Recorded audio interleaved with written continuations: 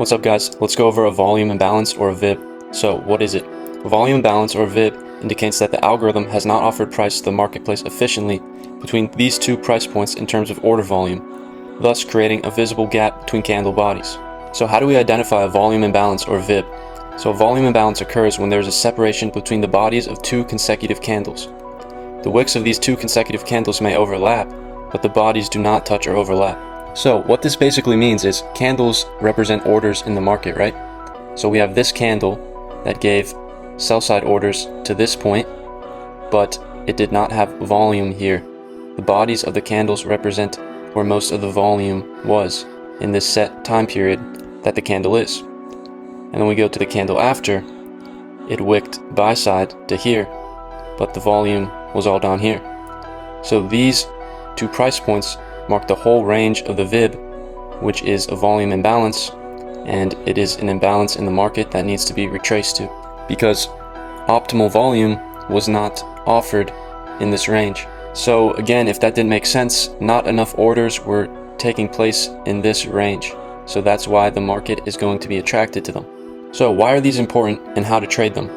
So like we went over with fair value gaps, the market likes to be fair, so the market tends to revisit these areas, reprice them, and continue on. Volume imbalances tend to be repriced more fully as opposed to an order block or fair value gap. So if I were expecting this to get repriced, I would expect a candle body close above it. So volume imbalances act like magnets. They attract price to balance the inefficiency created. So another thing to note is other players in the market see these imbalances and they may place their stop loss at the high or the low, acting as a further draw on liquidity. So like I stated before, I like to see a candle body close and give volume on the same time frame that the VIB is shown on. So let's get into a couple examples. So in this example here, we can actually see a ton of volume imbalances, and I'll give you guys a few seconds, pause the video and try to find them yourself. So obviously we have the one I drew out here, we have a small one right here, we have one right here, we have one right here,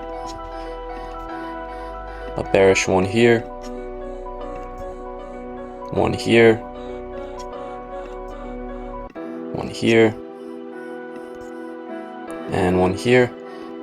And as you guys can see, all of these volume imbalances were eventually filled with a candle body. So it is not always immediate, and I don't think the algorithm targets them as much as they do fair value gaps, but the market does like to fill them and offer volume where there was not enough. So even this one down here, we came up and filled it. We left some more here and we filled those as well. So these are the kind of things, guys, we can exploit the market algorithm just by reading candle anatomy. This is very simple candle anatomy, and we can use these in models and in bias. One thing to note is that VIBs are not end all be all. They're not any sort of magic. The market does like to target them. It does like to fill them if it can, if it doesn't have some sort of immediate objective. One other thing I want to note, guys, is that there might be discrepancies across different indices.